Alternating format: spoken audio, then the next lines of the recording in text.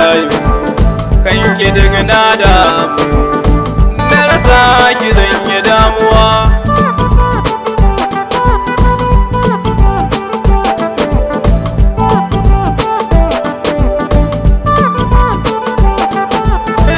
Ku biyo ni daki ku gane zancen da nake fada. A can bayani na baya ne makushi ne tamkar gyada. Sai da na buɗe gyada na duba na gane mu bi ke fida.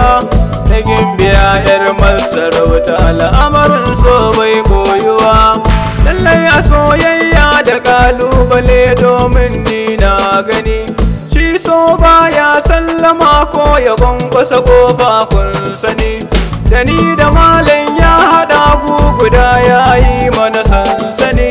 Hakan ya sa kama tsakanin mu gane na a cikin ruwa.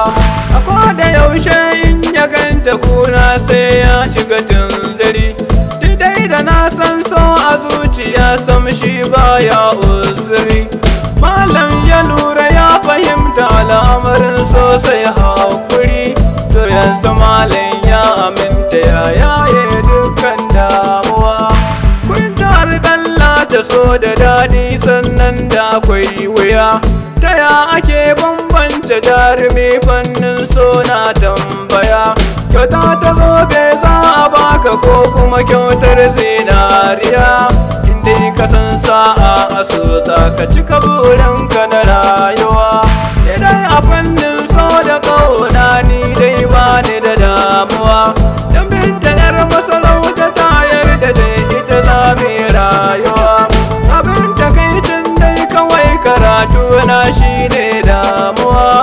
Sai dai da shi iko na rabba kai nawa tana saman ruwa.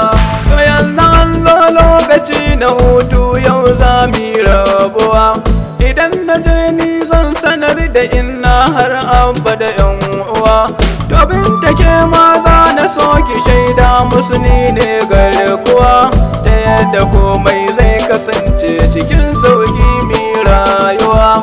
Ashe akwai sauran rina kan kaba binta cikin gida. Sai binta yar masalauta ta yi kira na wai ta shiga gargada. Babanta ya ce za ya bata wanda dan sarki a wajen gida. Ku bi na sannu nan gaba za ku ji me ke faruwa.